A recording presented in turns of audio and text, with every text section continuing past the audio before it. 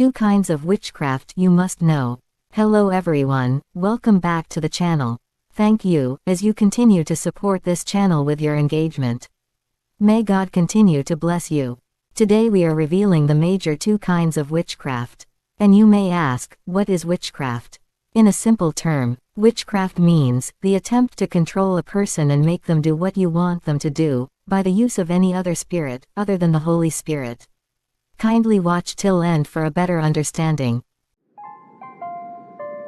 Good day, sir. Good day, Ella. How may I help you? Sir, I've been working hard and delivering results consistently. I don't know why my promotion is being stalled. Ella, yes, I won't deny the fact that you have been working hard, but on other hand, you are being paid for the job you do. Mr. Ryan, you know I am due for promotion. But I can't explain why you have not effected that yet. You are standing here, pretending you don't know what I have been asking of you for long. You know I like you a lot. You can make this thing more easier than it is. Why don't you come with me tonight?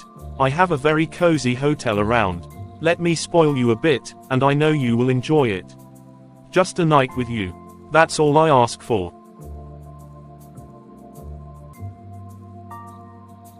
Ryan, that's inappropriate, and you know I'm a married woman. I'm here for professional reasons. Come on, Ella, think about it. I can change your life for a greater level, if you play your cards right. Ryan, I have told you. I won't compromise my values for anything. I value my marriage, and my dignity is at stake here. Let's be real here. Is it not my money that's feeding you and your family? Stop playing hard to get. I know you want a better life.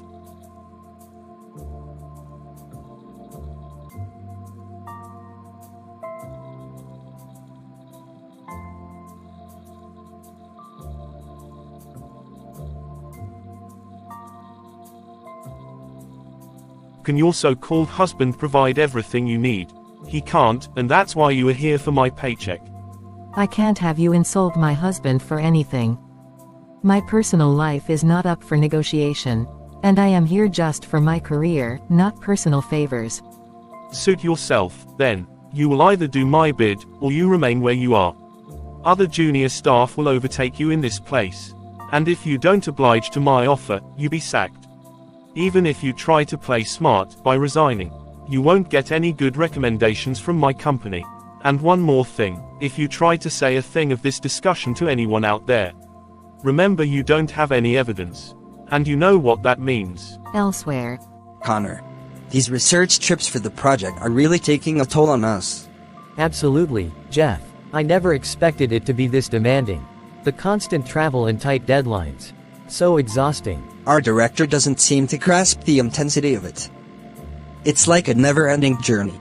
True, and speaking of never-ending, my personal life is getting more complicated. My wife has been quite troublesome lately. Just like I am living a total stranger in my house. That's tough. Connor, what's going on? She's just been really difficult to deal with, and it's stressing me out. Her nagging is something I don't understand, and the worst part. She would just come with one nonsense accusations or another. Saying what I can't even explain. Have you talked to her about it? I've tried. But it seems like she's going through something herself, which I don't really know. Hey Jessica, I'm finally back home. How are you doing? Oh, don't act like you care. You have been probably out with other girls, and coming here to form too much work. No, Jessica, you have come with this things you do again. I told you before, Jeff and I have been working on the project our director assigned to us. Travel, more like a cover-up for your affairs. You think I don't what you mean do. Jessica, please, this is not about other girls. I don't have time for this thing you want to do now. I am exhausted already. Why won't you be exhausted, Connor? You are done with your girls out there, coming here to form tiredness. Please, out of my way. I see, you don't have any reasonable thing to say here. You better go back where you are coming from. I said out of my way. I said go back where you are coming from. What kind of madness is this? How dare you call me a mad woman? I will show you the really madness now.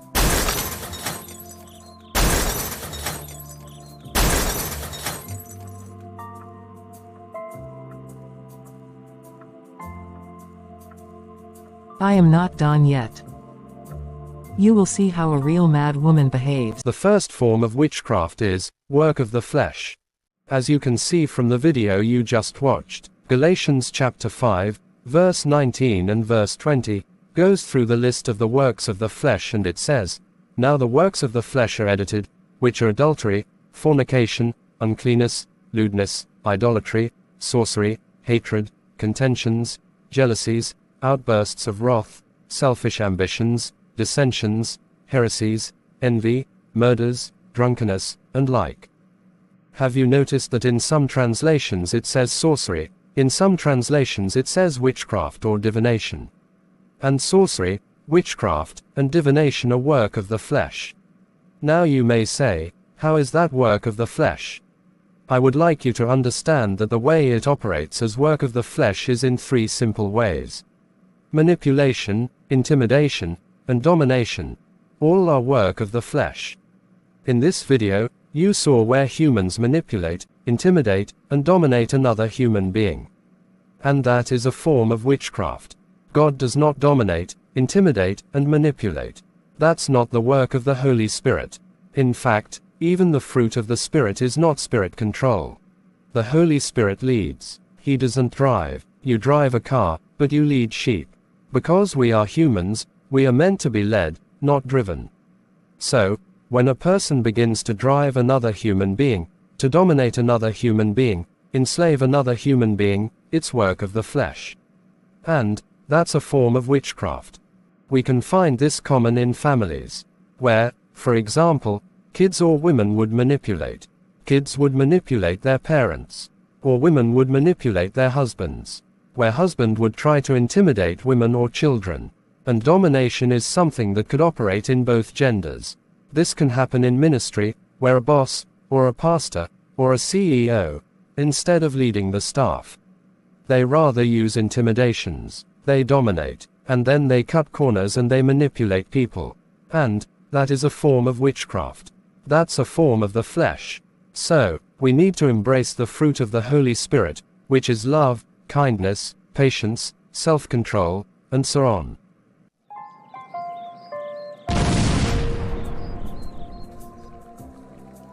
Ella, I command you now as you fall deep asleep. You will be waking up with a bad news. That baby in your womb will be a history. You will lose that pregnancy. You think you can have it all. A successful career, a good husband and a good home. Why I am still trying to figure out myself with this nonsense man I married. No. By the time you wake up, it shall be bad news of miscarriage.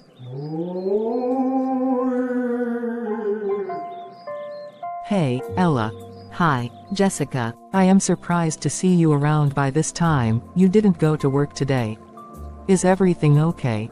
Jessica, yeah, I'm not feeling well. I decided to take a day off. Oh no, I'm sorry to hear that. Is it something too serious? I hope it's not about your pregnancy. Hope the baby is kicking well. That's exactly the issue. I had a miscarriage. It's been tough.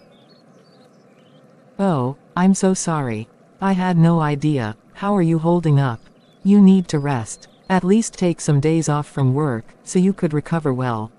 If there's anything I can do or if you need someone to talk to, I'm here for you. Thank you, Jessica. I appreciate your concern. I need to get back inside. Is okay. You need to rest very well, my friend. The second form of witchcraft is a demonic force. This form of witchcraft is a spiritual power that operates by spells and curses. In Job chapter 3 verse 8, it says, "May those who curse it curse the day." Those who are ready to arouse Leviathan. So, Job is not very happy with how his life is turning around, and so he says, "Those people who do cursing, may they curse the day that I was born." And those who are ready to arouse Leviathan. Something happens when spells, curses are pronounced by people who are in the profession, or who are through their anger, or their connection to Satan, called witches or warlocks, and they release curses and spells. They arouse Leviathan. They arouse demons. These are not just empty words. Please understand. Charms, spells, curses, these are not empty things. They have power behind them. The Bible clearly states those who do that, they arouse Leviathan. And demons are aroused by spells and by curses. We see in 1 Chronicles chapter 10 verse 13 it says, "So Saul died for his unfaithfulness which he had committed against the Lord because he did not keep the word of the Lord." And I want you to see this. It says also because he consulted a medium for guidance. So one of the reasons Saul died was first he didn't keep the word of the Lord, and then we see that he consulted a medium. He went to the other side, if I could say, for direction, for guidance. Another way that witchcraft as the demonic force operates is through divination. Divination in Acts 16, verse 16, it says, "Now it happened, as we went to prayer, there was a certain slave girl possessed with the spirit of divination madness, who brought her masters much profit by fortune-telling." The word divination in Acts 16, verse 16, is actually a word for python. It's a snake spirit, and so this woman had this snake spirit, and through this snake spirit she was able to fortune-tell. She was able to predict certain things. And it's not that she knew the future, it's that she would predict it, and then people who believe in it, demons, would arrange the future like that, thus opening their life to the demonic influence. So the first form of witchcraft is the work of the flesh, and the second form of witchcraft is demonic force. It is vital that you know this. Thank you for watching. Kindly support the channel by clicking on the subscribe button below. Like, and share this video to family and friends, it could be useful to someone.